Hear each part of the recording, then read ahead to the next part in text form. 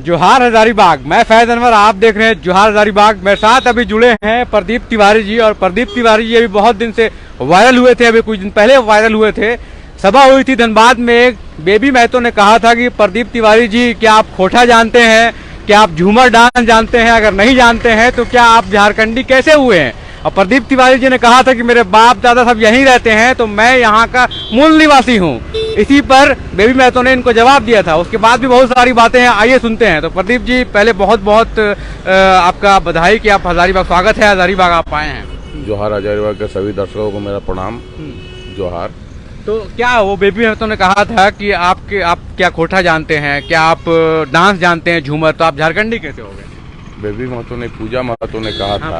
और मैं इन सब बातों को नोटिस नहीं लेता, कभी गंभीरता से इन सब बातों को नहीं लेता। जब आप बाजार में चलिएगा तो बहुत सारे बातें उठते रहती हैं।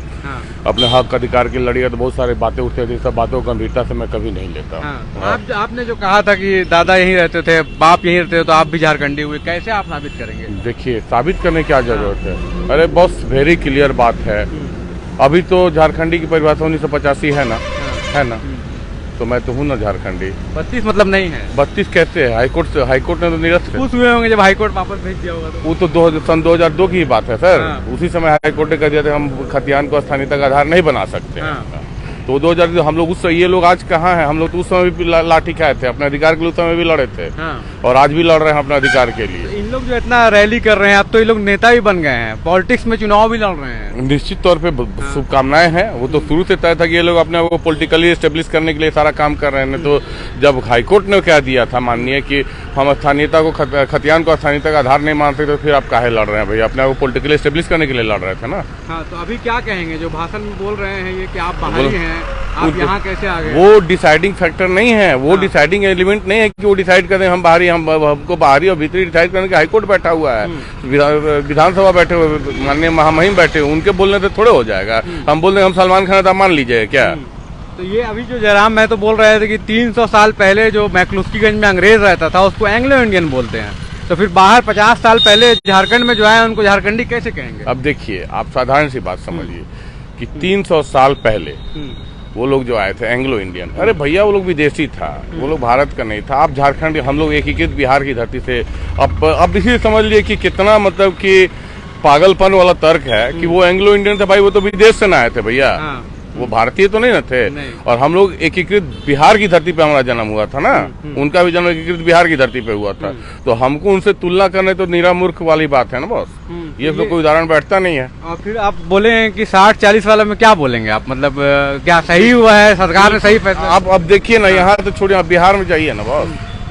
नीतीश कुमार ने तो एक ही दिन में कितना आदमी का मुख्यमंत्री बनने का सपना चूर कर, चकनाचूर कर। 60-40 हो रहा है, हो ही रहा है ना। वहाँ भी तो विरोध, वहाँ भी हो रहा होना है विरोध। तो देखिए, लोकतंत्र में विरोध करना अधिकार है, विरोध कीजिए। अब सरकार अपना काम करे। यहाँ भी सरकार मान लो 60-40 ना चलते कहाँ चलते रहे भैया, चल तो रहा है ना भाई।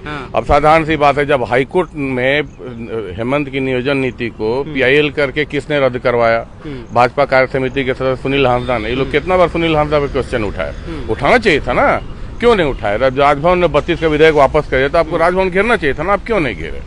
यही सब क्वेश्चन आप बोले ना, ये लोग अपने को पॉलिटिकली एस्टेब्लिश कर रहे हैं और कुछ नहीं। तो जैसे जयराम महतो का पार्टी बन गया धनबाद में बलियापुर अधिवेशन में, तो क्या आप भी कोई पार्टी ज्वाइन करेंगे? कोई आवश्यकता पार्टी बना रहे हैं? कोई आवश्यकता नहीं। मैं बहुत पुराना कांग्रेसी हूँ, बहुत पुराना कांग्रेसी हूँ, समझे। और हमको कभी मेरी राजनीतिक महत्वाकांक्षा रही नहीं। राजनीतिक महत्वाकांक्षा रहती है तो आज जितने मैं बहुत आगे रहता, लेकिन राजनीतिक महत्वाकांक्षा नहीं रही, अपने अधिकार के लिए लड़ा। तो आप चुनाव लड़ेंगे नहीं, फिर नेता जनता के बीच में आएंगे नहीं, लेकिन फिर तो कैसे, क्यों आ रहे हैं आप? तो भाई अपने अधिकार के लिए लड़ रहा हूँ। अपना अधिकार, किसके अधिकार के लिए? वो लोग भी तो बोल रहे हैं कि हम झारखंडी के अधिकार के लिए लड़ रहे हैं। तो हम भी तो बस वो लोग जो 32 का मांग रहे थे, हम 32 का विरोध कर रहे हैं। आप किसका अधिकार के लिए लड़ रहे हैं? बाहर से जो लोग आए हैं उसके अधिकार के लिए? जिनको ये लोग सो कॉल्ड बाहरी कहते हैं, उनके अधिकार के लिए लड़ रहा हूँ। सो कॉल्ड जिनको बाहरी लोग आ जाएंगे, जैसे ये लोग कहते हैं कि 32 लागू हो तो बहुत सारे लोग बाहर के हो जाएंगे ना जी।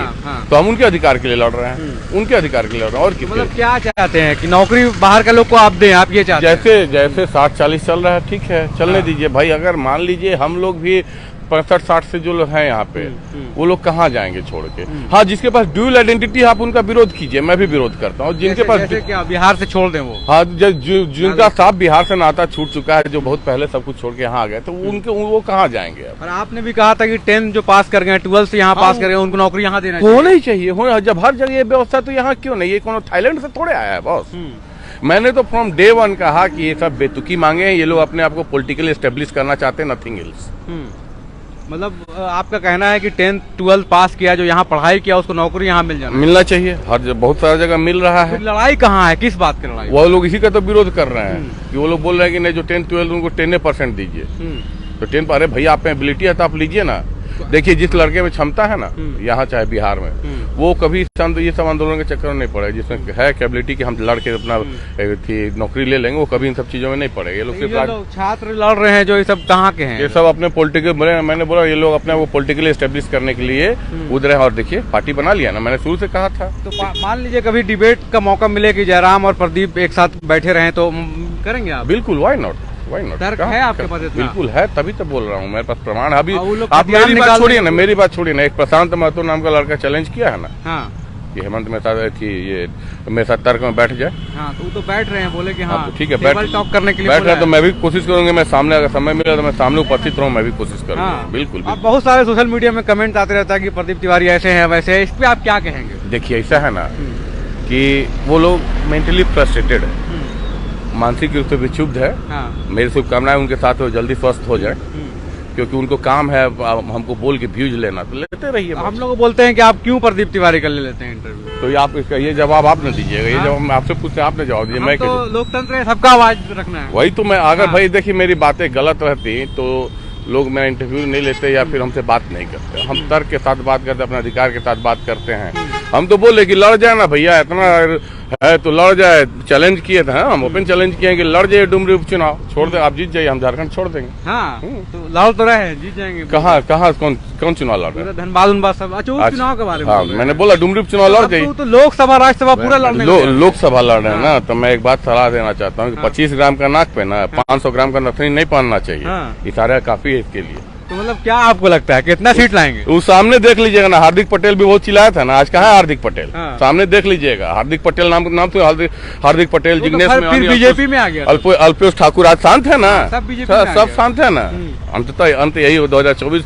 मैं तो बोला डुमरी उपचुनाव लड़ लीजिए, आईवास हो जाएगा। नहीं लड़ रहे हैं, था औकात पता चल जाएगी। भीड़ वोट में बहुत अंतर होता है महोदय। उधर तो पूरा माहौल बना हुआ है, नहीं पे हूँ। 2024 के बाद कोई नाम लेने वाला नहीं रहेगा, इंतजार कीजिए ना, थोड़ा इंतजार का मजा लीजिए। लेकिन इससे फायदा किसको होगा? मूल झारखंडी को क्या फायदा होगा? फायदा मूल झारखंडी को, वही तो बोले, मूल झारखंडी अपना पढ़ाई लिखाई कर रहा है, अपने एग्जाम की तैयारी कर रहा है, वो एग्जाम कॉम्पिटिट करना चाह रहा है, समझे? एग्जाम में अभी तो इन्हीं का कितना विरोध होने लगा। वही प्रशांत महतो ने बोला ना तो कि भाई हम लोग की आगे राजनीति करने, तो मूल झारखंडी, मूल जो झारखंडी है ना, मूल अपना तैयारी कर रहा है, वो अपना पढ़ाई लिखाई कर रहा है, इन सब चीजों से कोई मतलब नहीं है। अब जैसे जितना एग्जाम भरा जा रहा है ना, उसी से देख लीजिए कितना लोग एग्जाम के भर रहे हैं। तो मतलब ये जो एग्जाम भर रहे हैं, यहाँ के लोग नहीं आ रहे हैं, बोल रहे हैं ऐसा लोग, ऐसा गलतफहमी में आप RTI कर लीजिए। उत्तर प्रदेश से आ रहे हैं लोग, बिहार से आ रहे हैं लोग, वो तो आप RTI करके आपको पता चल जाएगा ना। RTI से ही पता चल जाएगा कि यहाँ के स्टूडेंट भर रहे हैं कि नहीं। आप मतलब बिहारियों के लिए हमेशा खड़े हुए हैं? मतलब हम बाहर से लोग, हाँ, जिनको ये लोग बाहरी कहते हैं उनके आवाज में हमेशा बन के रहूंगा। आप खड़े? हाँ, मैं अभी जैसे मैं 47 में हेमंत सरकार का समर्थन किया, फिर 32 का मामला है, फिर हेमंत सरकार की छाती पे चढ़ के मूंग दलूंगा, अपने अधिकार के लिए लड़ना चाहता हूँ। उनके लिए क्या कुछ अन्याय हो रहा है आपके हिसाब से? क्या जो बाहर से लोग आए हैं उनको अगर उनके स्टेट में नौकरी दे, इनका अन्याय हो रहा है? अगर इनका बात माना जाए तो अन्याय ना होगा जी। मान लीजिए 90-10 कर दें तो क्या तो अन्याय होगा ना जी? कहे नहीं अन्याय होगा? लोगों को नौकरी मिलेगी। अरे भैया, वही तो बोल रहे हैं कि जो ड्यूअल आइडेंटिटी, उसके साथ दिक्कत हो करो ना यार। जो अपना सब कुछ छोड़ कर त्याग करके यहाँ 60, 65, 70, 72 से आ गए, वो कहाँ जाएंगे? वो तो ना इधर करेंगे ना उधर करेंगे। इनका मांग मान लिया गया तो उनके साथ तो अन्याय ना होगा जी। अच्छा, अब तो वही तो नीति, अब देखिए, अब बिहार में नीतीश कुमार कर दिया ना, अब कहाँ जाएंगे ये लोग? तो बिहार में हंगामा शुरू हो गया है। हंगामा तो यहाँ भी हुआ ना, हाँ। क्या रिजल्ट निकला? लेकिन सॉल्यूशन क्या है, यहाँ का जनता कैसे क्या रहेगा? सॉल्यूशन तो है ही है ना भाई, आपको 60% दिया है ना, वो 40% जो बाहर का है, सो कॉल्ड बाहर का आप देख लीजिए, जो बाहर आरक्षण का जिसको बाहर आरक्षण मिला यहाँ जनरल में, और क्या कर दे सरकार आपके लिए? आप 90-10 कर दिया था तो कहे ना सुनील सांधा घर घेरिए, भाजपा का घर घेरिए, तब आप कहे हेमंत को घेर रहे हैं, उसमें आपने कहे नहीं घेराव किया? और राजनीति में क्या होना चाहिए? जैसे वो लोग कह रहे हैं कि बहुत लोग जो नेता हैं, विधायक हैं, सब बाहर से हैं, ये सब क्या है इसमें? वही तो बोल रहे हैं ना, वो लोग बोल रहे हैं कि कोयला चुनने आया था विधायक, तो आप काहे नहीं बने बॉस? 2 डिसमिल जमीन खरीद के घर बनाए तो आप का बेचे का है बॉस? जिसमें था क्षमता वो अपना आगे बढ़ा, आप भी आगे बढ़िए, हम लोग हैं आपके साथ। तो मतलब अब राजनीति पूरा पलट गया है? बिल्कुल बिल्कुल पलट गया, आंदोलन राजनीति में चेंज हो गया? चेंज हो गया, यही होना था। फ्रॉम डे 1 में कह रहा था ये लोग अपने लोग पॉलिटिकली एस्टेब्लिश करेंगे, वही होना था। तो यही है। देखिए प्रदीप तिवारी जी कुछ दिन पहले जो पूजा महतो हैं धनबाद में, इनको ललकारा था कि किस तरह से प्रदीप तिवारी कैसे बोल सकते हैं, ना उन्हें खोटा आता है ना उन्हें डांस आता है, झूमर, तो झारखंडी कैसे हुए? तो ये सब जरूरी है क्या एक झारखंडी के लिए? थोड़ा सा ये आप मान लीजिए कि ये उनके नजर से हो सकता है। वो आप कैसे जान गए कि हमको ना कोठा आता है ना डांस आता है? कभी सामने होंगी, मेरी बहन है, सामने होंगी, देख लेंगी। बिल्कुल, आप सब कुछ जानते हैं ना? बिल्कुल, मेरी बहन आएगी सामने, देख लेंगे हम लोग। हाँ, लेकिन हर झारखंडी को ये सब जानना जरूरी है क्या? ये तो कोई मानक नहीं है। लेकिन वो मेरी बहन है, भाई अपनी बहन की खुशी के लिए कुछ भी कर सकता है, उनकी खुशी के लिए मैं ये भी करके दिखा दूंगा। बिल्कुल, तो देखिए तैयार है झूमर के लिए और खोटा के लिए प्रदीप तिवारी जी। ऐसा नहीं है कि ये पीछे हट रहे हैं और खुद को प्योर झारखंडी बोल रहे हैं, और बाहर से जो लोग आए हैं उनके लिए लगातार ये लड़ाई कर रहे हैं प्रदीप तिवारी जी, और कह रहे हैं कि अभी जो नई पार्टी बन गई है वो एक पहले से इनका प्लान था, जैसे बता रहे हैं प्रदीप तिवारी जी, और पॉलिटिक्स आ गया है। तो अब चुनाव में देखेंगे, ये कह रहे हैं कि 2024 यहीं पर रहेगा, कहीं नहीं जाइएगा। हम लोग देखेंगे, देख लीजिए, नाम लेवा नहीं बचेगा, नहीं बचेगा, कोई नहीं नाम लेगा। अरे भैया अब ये देखिए, ये आज का राजनीति ना, जैसे आज का अखबार कल का रद्दी हो जाता है ना, इसीलिए ये कि जात और जात की राजनीति ना दूसरे दिन कुछ दिन बाद खत्म हो जाती है। इतना मेहनत जो कर रहा है एक साल भैया, तो खाली वो देखिए कहाँ है उनके साथ, कोई मुंडा को कभी देखे हैं, कोई तिरकी को कभी देखे हैं, किसी टोपो को कभी देखे हैं? और जब वो सुदेश महतो कहाँ जाएंगे, जगन्नाथ महतो का बेटा कहाँ जाएगा, टेकलाल महतो कहाँ जाएंगे, मथुरा महतो कहाँ जाएंगे? तो सब लड़ेंगे अपने अपनी तरह से। तो यही है, आज हम लोग आई लव हजारीबाग के पास थे, गुजर रहे थे इधर से, प्रदीप तिवारी जी हम लोगों को मिल गए, तो बात हो गई कि कौन बाहरी है, कौन यहाँ का है, झारखंडी है। तो इनके हिसाब से जो भी यहाँ पैदा हुआ, इनके बाप दादा यहीं रहे, तो वो झारखंडी हो गए। लेकिन जो अगला पक्ष है वो कहता है कि 1932 का त्यान चाहिए, या फिर झारखंडी मूल का कुछ अलग मानक है, वो होना जरूरी है। आगे हम लोग देखेंगे 2024 में बहुत बड़ा घमासान चढ़ा हुआ है बाहरी और भीतरी को लेकर, और वो आपको जरूर दिखाएंगे। बहुत बहुत धन्यवाद, बहुत बहुत धन्यवाद। नमस्कार, धन्यवाद।